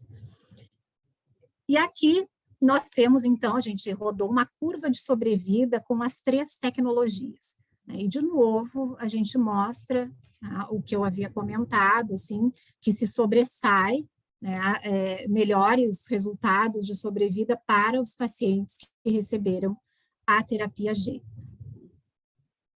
Limitações, né? Eu acho que isso aqui é uma reflexão para quem trabalha com a clínica, para quem trabalha com a gestão, para quem trabalha com a avaliação de tecnologias de saúde. Quais foram as limitações que nós tivemos e que fica, acho que também uma provocação para que, né, os profissionais que trabalham com doenças raras publiquem dados de mundo real, porque às vezes nós não temos esses dados para serem trabalhados. Então, assim, as limitações foram a ausência de dados de longo prazo para a sobrevida desses pacientes e alcançar, né, ou para alcançar novos marcos motores ou a manutenção dos que já haviam sido alcançados dos pacientes tratados com quaisquer uma das 3 tecnologias. A extrapolação que nós fizemos de longo prazo e as estimativas de progressão entre os estados de saúde são extrapolações e, portanto, elas tornam incertos, né, o prognóstico dos pacientes e a efetividade estimada para as tecnologias, justamente pela ausência ainda que nós temos de dados. Os eventos adversos também não foram imputados para cada estudo diretamente no modelo, foi imputado os óbitos, foi imputado ida para ventilação mecânica, mas nós precisamos pensar, e a doutora Michele falou muito bem, que eles não devem ser subestimados, principalmente considerando as notificações que vêm surgindo pós-comercialização, com um olhar e uma atenção especial para a terapia gênica. Os dados de utilidade que nós utilizamos para uma doença incapacitante de início precoce também limitam os resultados apresentados, nós não temos estudos que meçam a utilidade, né, para que a gente possa fazer estudos de quali muito bem em doenças raras. E na AME, então, a gente tem muita dificuldade de encontrar dados com cuidadores ou especialistas. No cenário internacional, já se tem um problema com isso, mas no Brasil nós não temos esses dados. Duração desconhecida, né, da expressão da terapia gênica, a gente não tem certeza, como eu disse, a princípio, né, seria um efeito vitalício, mas nós estamos aprendendo com o curso natural da doença e com esses medicamentos que estão chegando. Os pacientes que receberam o onazenogeno AB-Parvovec no estudo START alguns passaram a tomar nusinersen após o estudo, a doutora Michele comentou, mas os efeitos dessa combinação ou as terapias sequenciais, elas não foram bem estudadas e não se tem ainda, há estudos para serem publicados que tragam isso, então, de uma forma melhor. Eu acho que o que fica aqui, eu acho que é essa provocação. A gente não tem, quando a gente está pensando em avaliação de tecnologias em saúde, esperar que todos os melhores resultados sejam publicados, é uma corrida contra o tempo. E nós estamos tentando entregar o que é possível da melhor forma, com algumas limitações, mas acho que foi assim, até o momento, foi o primeiro estudo que eu vi comparar os 3 em paralelo, tá? Nusinersen, risdiplam e onazenogeno AB-Parvovec. Eu acho que era isso, eu agradeço muito, fico à disposição, eu espero poder ter contribuído com a discussão. Obrigada, Fernanda. Isso, estava ótima. Bom, então nós não temos ainda nenhuma pergunta aqui no chat, ninguém tem perguntado nada, temos 22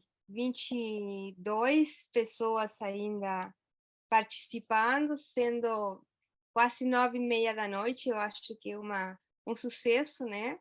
o las personas que están acá acompañando. Ahora voy a pasar a hablar en español, así, así entienden todos. Entonces, bueno, muchísimas gracias, Fernanda. Creo que lo que tú comentaste es un elemento muy importante y muy adecuado al mundo que estamos viviendo ahora en relación al tema de la terapia génica y la necesidad de evaluar costo-beneficio, que es un desafío, sin duda, para los sistemas de salud y para la necesidad que tienen las personas de poder acceder a los fármacos y a veces tomar las decisiones adecuadas para decidir realmente qué fármaco usar y cuál no.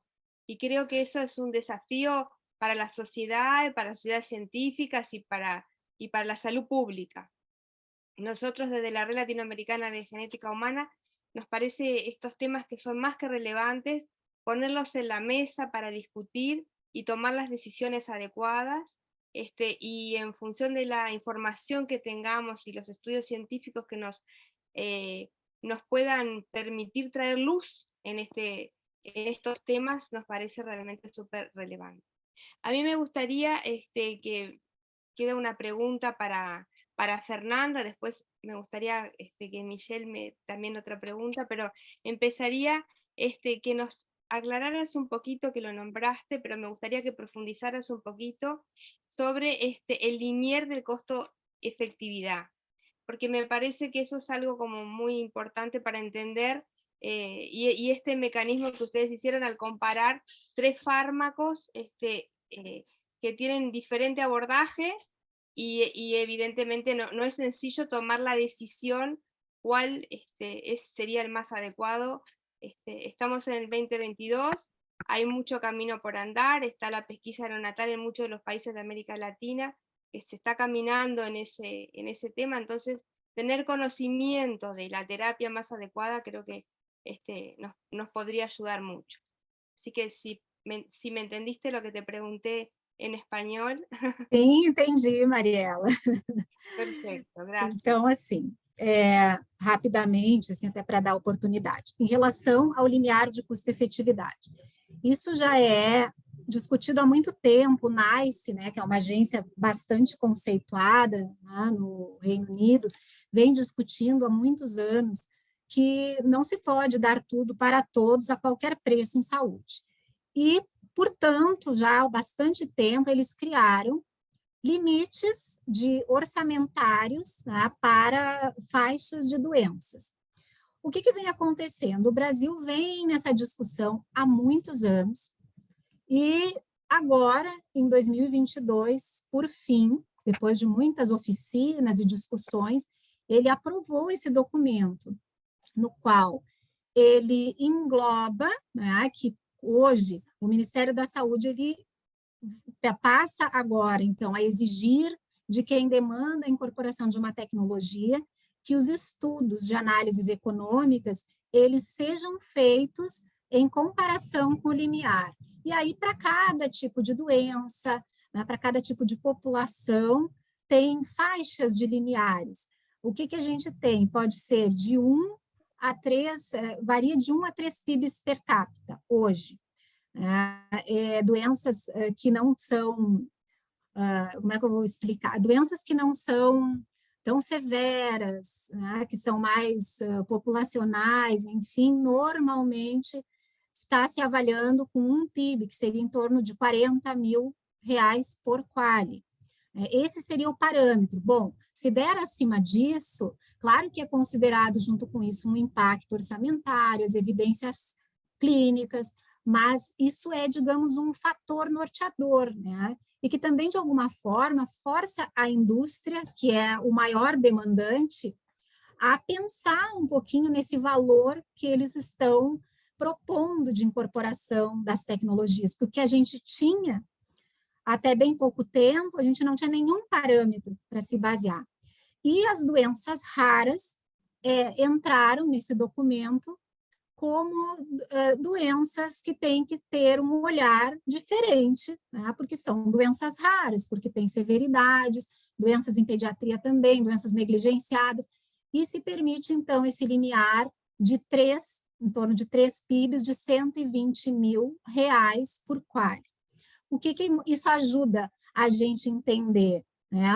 Quanto que isso vai ser a mais para o sistema, quanto que não vai ser, e a ideia é que isso possa auxiliar também nessa negociação com a própria indústria farmacêutica, que normalmente é a maior interessada em colocar esses medicamentos no sistema de saúde. Em relação às tecnologias, elas não são exclusivas, né? Uma não substitui a outra, realmente. Cada uma tem as suas peculiaridades, tanto é que hoje nós já temos incorporados para AME tipo 1 e 2 o nusinercena e o risdiplam no nosso sistema de saúde, e agora a discussão vem sendo em cima da terapia gênica. A grande preocupação é o custo, que é elevadíssimo, né? E não é só a terapia gênica para AME, nós já sabemos que outras terapias gênicas estão chegando para outras doenças. Como que nós vamos trabalhar na sustentabilidade do sistema de saúde? Sobre isso, assim, nós também temos que pensar. Então, por isso, assim, essa busca de tentar mapear realmente a efetividade dessas terapias, né, e de tentar olhar para isso.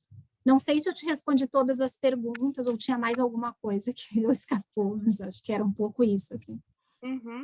Obrigada. Tem mais perguntas aqui no chat, se você quer comentar aí das perguntas. Sim, tem 2 perguntas para a Michele, certo? Todos os colegas estão congratulando, dizendo que as charlas estão ótimas, mas Michele, se tu tivesse que te decidir por uma droga, por uma medicação, se inclinaria por la terapia gênica? Essa é uma pergunta extremamente difícil e que é algo que está se discutindo atualmente, né? Então, quando fica mais fácil para a gente escolher uma terapia quando é acima dos 2 anos. Então, que não tem a possibilidade da terapia gênica. E aí, nesse grupo de acima dos 2 anos, a gente vai usar alguns critérios. Se o paciente tem coluna complexa, então a gente vai tender mais aí para o medicamento que é via oral. Se o paciente mora longe do hospital, então, por exemplo, eu tenho um paciente com AME tipo 1 que viaja 7 horas de ambulância para fazer a nusinercena. Então, além disso ser cansativo fisicamente, também é um gasto econômico também. Então, são várias situações que a gente tem que levar em consideração, junto com a família. Então, a gente sempre vai tomar essa decisão conjunta. Abaixo dos 2 anos é que realmente é o mais complicado. O fato de a terapia gênica ser dose única, a gente sabe que cura não existe, né? Então, isso realmente é uma ideia que se tem, existe uma ideia até da mídia em relação a isso com a terapia gênica, então a gente tem que trabalhar bem isso com as famílias, mas é uma pergunta que, assim, a decisão sempre vai ser individualizada.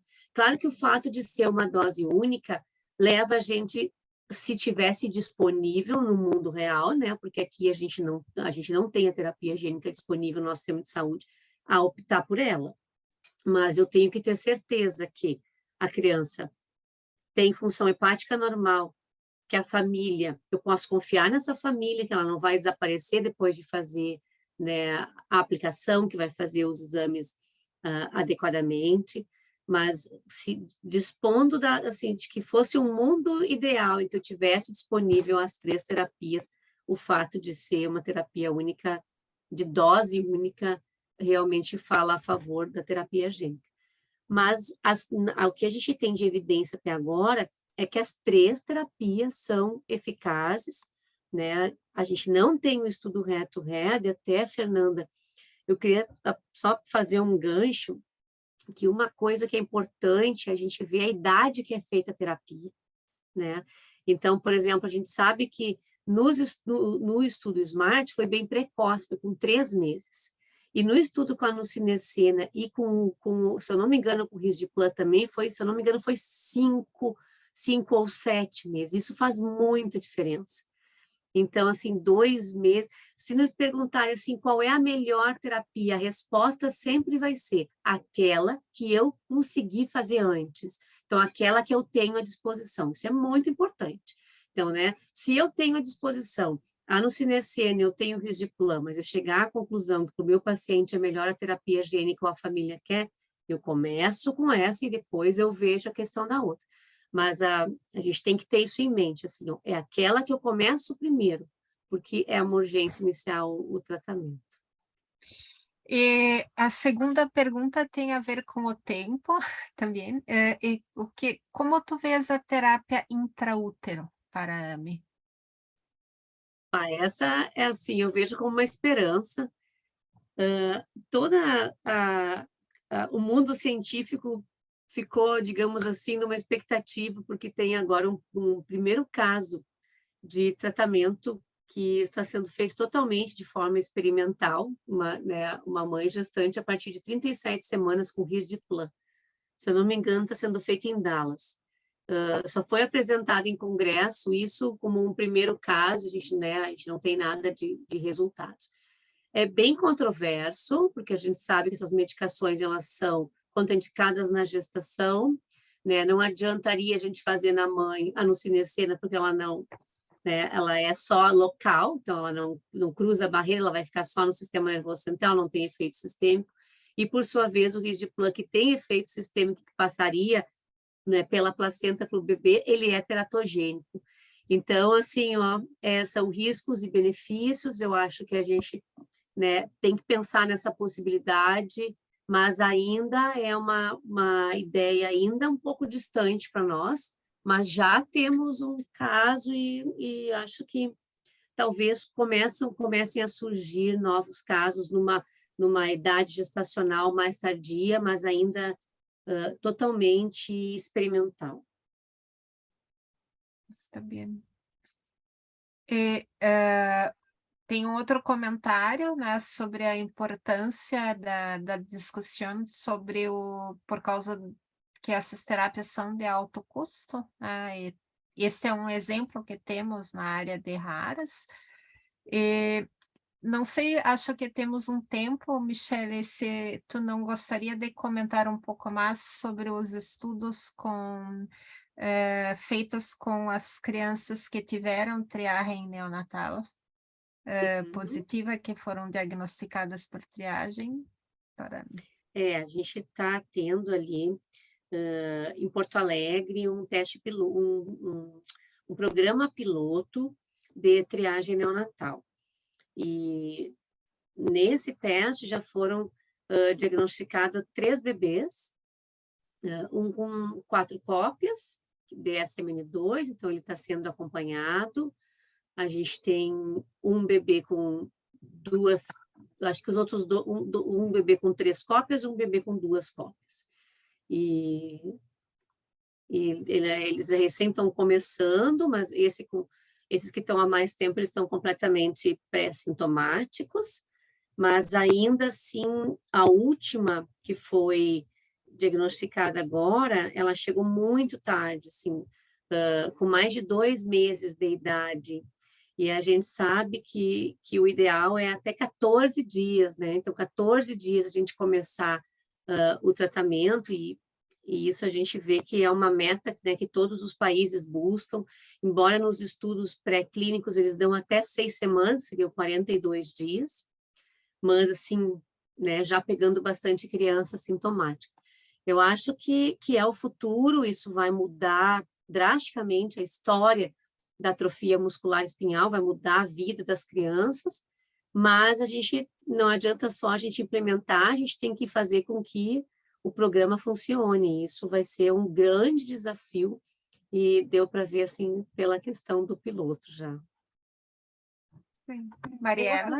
Eu gostaria de te perguntar mais se a gente tem muito interesse em relação à pesquisa neonatal, então eu gostaria de te perguntar, esse plano piloto, assim, o diagnóstico é feito para a criança que tem clínica ou é feito em um lugar e fazem para todo mundo e quem não tem clínica nenhuma?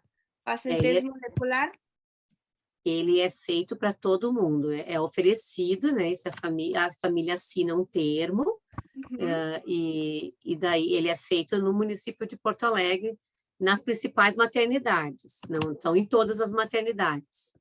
E o teste molecular, vocês estudam o quê? Somente o mutações no gene, os dois genes. Esse é o diagnóstico. Não, você faz a princípio, Mariela, a triagem, a triagem em si é para ver se tem deleção só, se tem ou não tem deleção do exon 7 ali. Ah, primeiro. Aham. Primeiro, isso. Se tem, vai para o diagnóstico mais específico. E Sim. aí depois vocês já começariam a terapia, dependendo se a família quer ou não quer, uma coisa assim. Porque é plano piloto e não é obrigatório. Estão vendo. E quando começou esse piloto de vocês? Foi no início desse ano. E, na verdade, ele é um estudo até o momento em que ele rastreia as crianças. Depois eles passam a ser assistência, né? E, então, ali está sendo utilizado o critério que na maioria dos países se utiliza, que é até 3 cópias, mas isso também está sendo muito discutido, né? De talvez, assim, no futuro se trate também os pacientes com 4 cópias, parece que está havendo uma tendência a isso.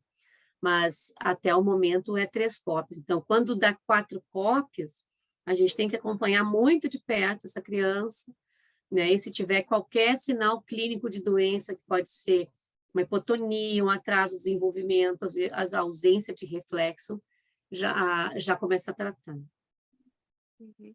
E depois uma outra pergunta que queria fazer a vocês duas e a Aida também, que acho que é uma questão que a gente tem que discutir é o envolvimento do movimento associativo.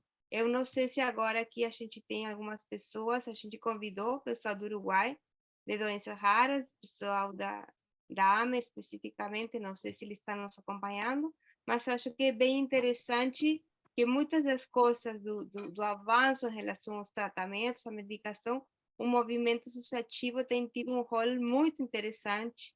Então, gostaria de conhecer a opinião de vocês para ver como a gente consegue tratar doenças raras.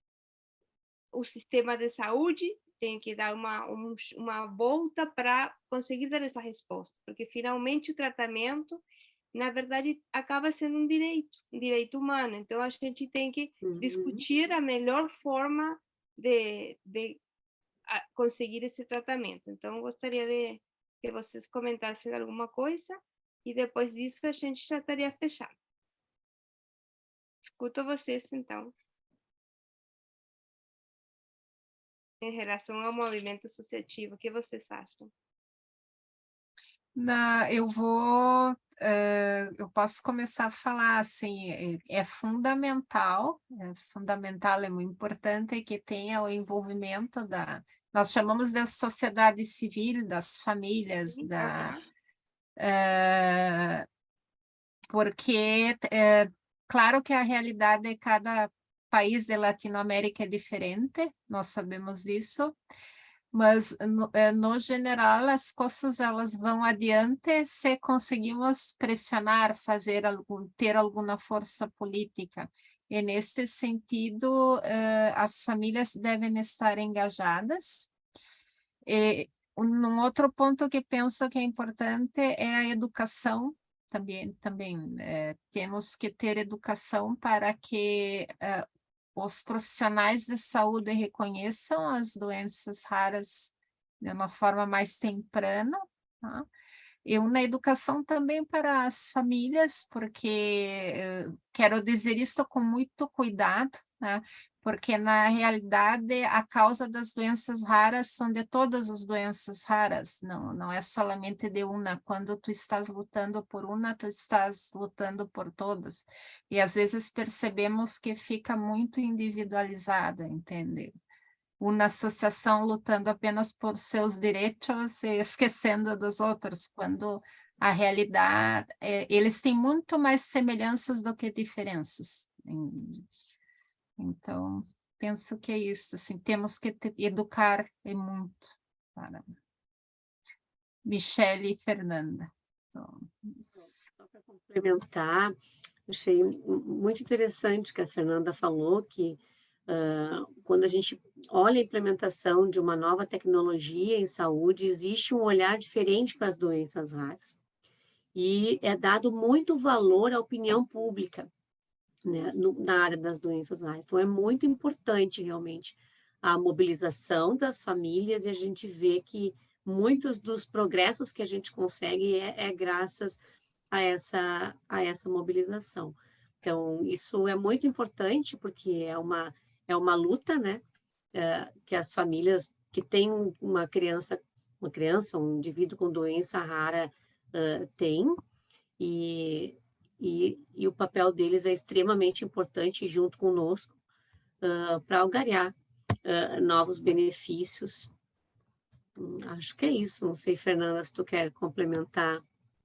Acho que, exemplificando um pouco o que a Ida e que a Michele falaram, no Brasil, até alguns poucos anos atrás, as doenças raras não estavam sendo olhadas.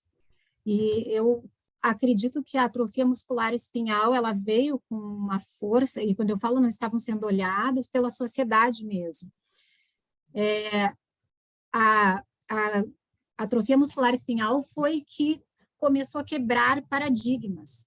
Hoje, em função de uma pressão social que foi feita no Senado, eu lembro dessa situação, desse dia onde várias associações de pacientes e familiares que levaram os cuidadores, familiares que levaram pacientes com AME para o Senado, né, que pressionaram para que o Spinraza, o Nusinersen, na época, fosse, então, incorporado, porque ele já tinha tido uma negativa, eu acho que um ano antes, em 2017, por aí, em 2019, por fim, ele teve teve a incorporação para a AME tipo 1, depois, hoje também o Ministério da Saúde trabalha muito com audiências públicas, depois teve uma audiência pública grande da AME, enfim, e aí a gente vê o quanto essa participação da sociedade vem mobilizando, e isso é mundialmente,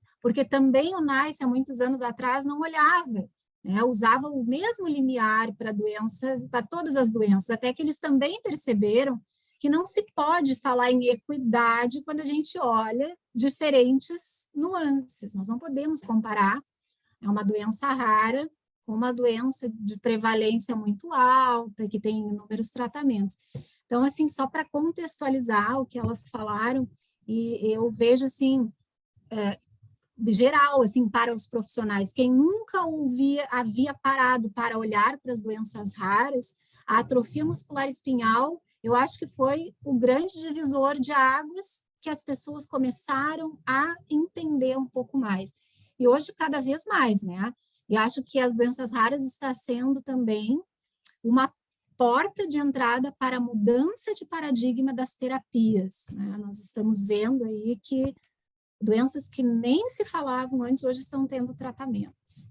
Mas, Fernanda, assim, ó, se a Mariela me permite, porque tem um ponto da tua fala que não foi explorado, que é muito importante. Por favor. Que é os estudos de vida real.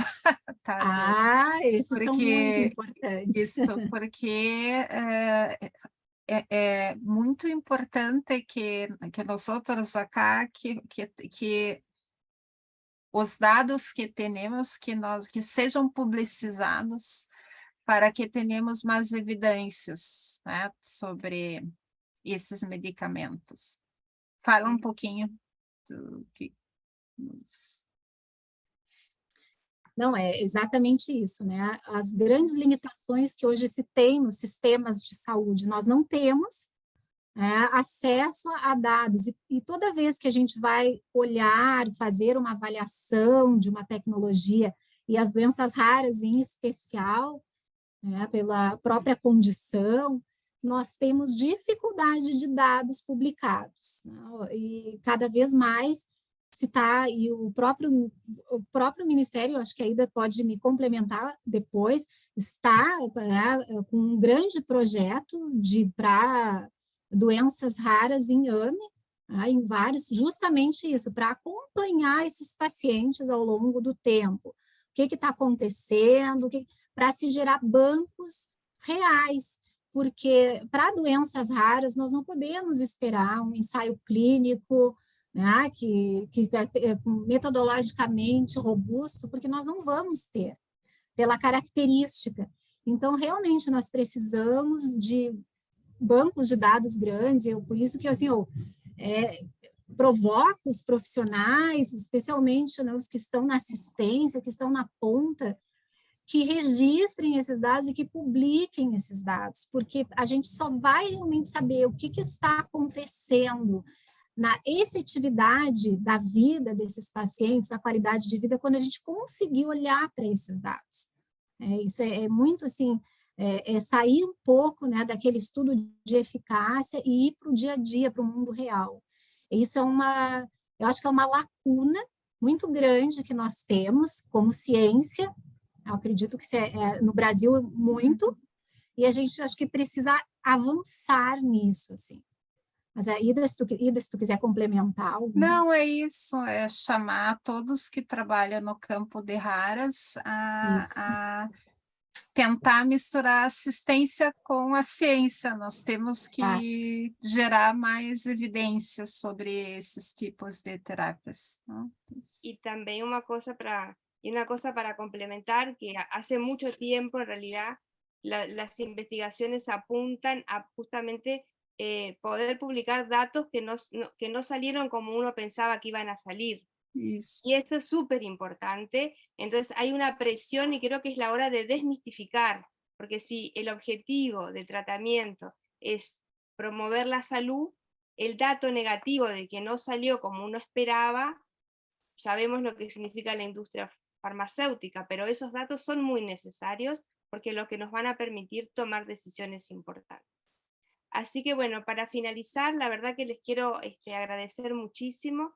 Nosotros desde la Red Latinoamericana de Genética Humana creemos que, y hemos trabajado todo este año por alfabetizar, creemos que ese es el camino, alfabetizar sobre genética y genómica es muy importante, y que, digamos, todos estos conocimientos pueden ir atravesando paredes y puedan ir permeando en toda la comunidad científica y también en las familias, porque creo que eso puede hacer la diferencia. Así que los esperamos para el próximo año, porque estamos cerrando estos conversatorios con esta entidad y esperemos justamente poder seguir avanzando y dejar la luz para que los que nos están escuchando y estén trabajando quizás en esta entidad puedan conseguir más fuerza y seguir trabajando, porque esa es la forma que vamos a hacer la diferencia. Así que buenas noches para todos y muchas gracias por habernos acompañado. Hasta pronto. Obrigada, guris. Obrigada. Muito Boa obrigada. noite para todos. Boa noite. Tchau, Mariela. Boa Tchau. noite. Tchau. Tchau.